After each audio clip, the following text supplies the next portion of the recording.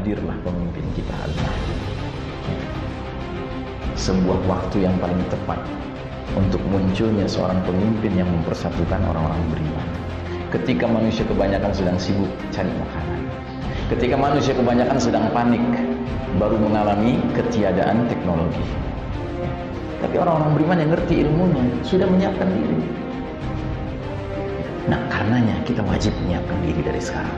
Jadi dampak sosial akibat badai fitnah bencana alam adalah perubahan geopolitik, significant depopulation, berkurangnya secara drastis jumlah penduduk. Ya jelas Pak, penduduk bumi banyak yang tewas Pak. Ya Anda bayangkan saja wilayah Cina, Jepang, Asia Timur itu tenggelam. Berapa banyak manusia itu di situ? Kalau sekarang jumlah penduduk bumi 7 miliar, mungkin nanti setelah peristiwa-peristiwa dahsyat ini tinggal setengahnya, mungkin sepertiganya, mungkin seperempatnya. Wallahu a'lam bishawab.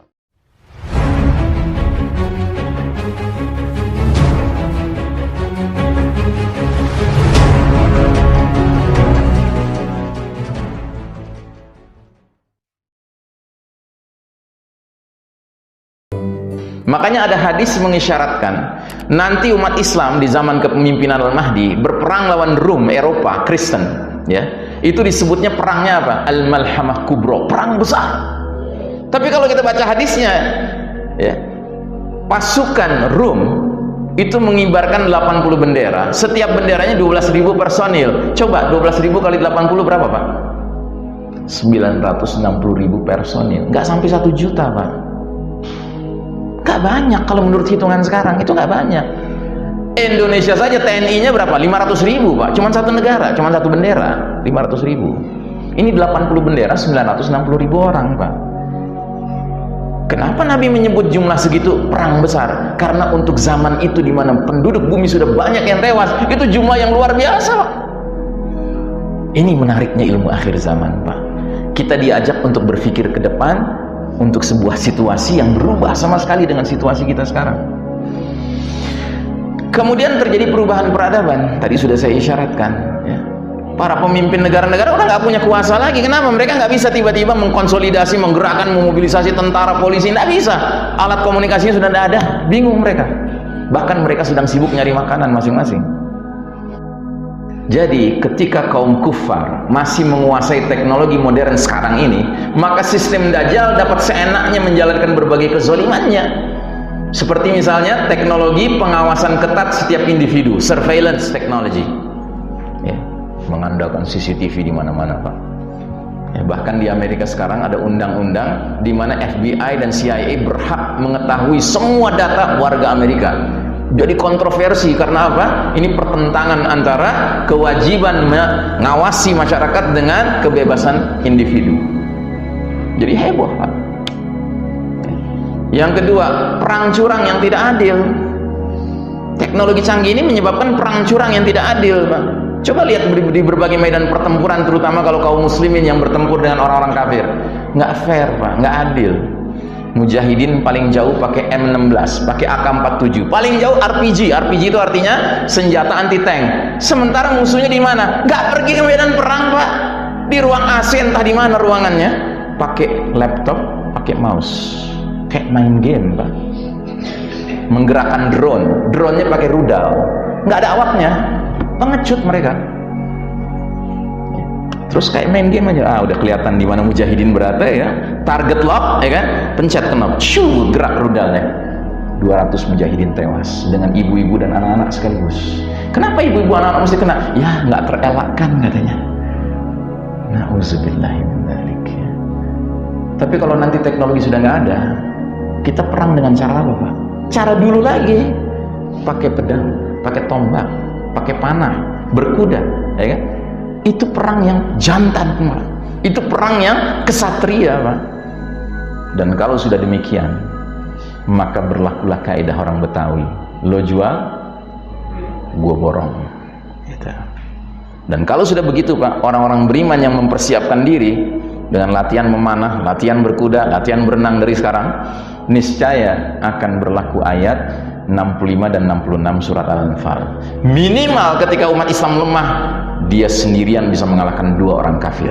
Tapi ketika umat Islamnya kuat, sendirian bisa mengalahkan 10 orang kafir. Tapi sekarang Pak, nggak fair. Ini perang curang. sekarang ini dengan teknologi canggih. Jadi teknologi canggih ini adalah sebuah bencana pada hakikatnya. Bukan berarti saya mengharamkan ya, teknologi kita pakai Pak, mumpung masih ada sekarang ini. Cuma kita harus sadar, ini pada waktu tertentu akan hancur. Kenapa? Karena Allah ingin melindungi kita. Allah ingin membuat kita bisa setara lagi dengan mereka. Kita kan sekarang nggak setara. Kita kejar perlombaan teknologi ini nggak sampai-sampai Pak kita mengejar mereka. Jangankan mengalahkan mereka, setara aja nggak bisa. Kenapa? Mereka nggak rela. Putra-putri muslim dari negeri muslim berangkat ke Amerika, ke Jepang, ke Eropa. Kalau dia cerdas, oh dikasih warga negara Pak, nggak boleh pulang. Karena kecerdasan lebih baik buat negara mereka, bukan negeri kaum muslim. Negeri muslim punya gagasan bikin pembangkit tenaga listrik nuklir, oh dipersulit Pak oleh dunia internasional. Padahal bukan mau bikin senjata Pak, untuk pembangkit tenaga listrik nuklir dipersulit. Jadi Allah punya cara. Wa makaru wa makarallah wallahu khairul makirin. Terus penyebaran hoax dan fitnah. Ya teknologi canggih ini luar biasa untuk menyebarkan hoax dan fitnah. Kemudian false money, fake money ya, uang palsu Pak. Pernah nggak kita renungkan Pak, apa sih bedanya 2.000 rupiah dengan 100.000 rupiah dalam hal ongkos bikinnya? Nggak ada bedanya Pak. Ya. Jadi kita ini sekarang diikat oleh pola keuangan yang sebenarnya palsu, nggak ada kekayaan di dalamnya. Islam mengajarkan kita harus menggunakan zahab wal fiddah, emas dan perak, dinar dan dirham. Kalau kita menggunakan dinar Pak, harga seekor kambing di zaman Umar bin Khattab itu 1 dinar. Sampai hari ini kita bayar pakai 1 dinar, cocok. Berapa sekarang 1 dinar? 2 juta seperempat. Dapat nggak kambing 2 juta seperempat? Indonesia dapat nggak? Dapat kan? Kambing yang mantap itu. Ya. Tapi coba dengan uang, ya kan? Makin tahun makin menyusut nilainya, karena ini uang palsu Pak. Nah kalau teknologi canggih sudah runtuh, mau tidak mau kita kembali lagi menggunakan apa yang mestinya kita gunakan. Kemudian false image building, ya, terjadi pencitraan di mana-mana. Orang yang nggak punya kemampuan naik motor dikesankan jago kali naik motor. Itu bisa terjadi. Ya. Kenapa? Karena hebatnya teknologi untuk menipu umat manusia. Ya. Nah, jadi selama kaum kufar menguasai teknologi modern, maka umat Islam terus-menerus menjadi underdog yang dijadikan mangsa dan bahan permainan mereka. Berbagai subsistem kehidupan mereka kuasai dan tidak izinkan umat Islam memilikinya, mengembangkannya, apalagi mengambil alih untuk menguasainya.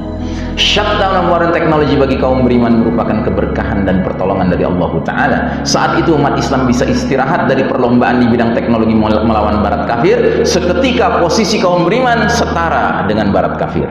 Allahu Akbar walillahilhamd. Ya.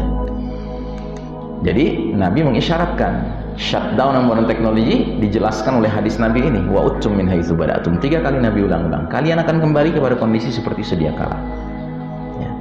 Jadi saudaraku rahimakumullah, badai fitnah dukhan ini dan fenomena alam lainnya ternyata justru membawa kepada kondisi yang membuat kaum beriman menjadi setara dengan kaum kafir, dan kondisi ini menjadi jalan menuju kemenangan kaum beriman dan berlakunya sunnah pergiliran, sunnah tadawul tadi Pak.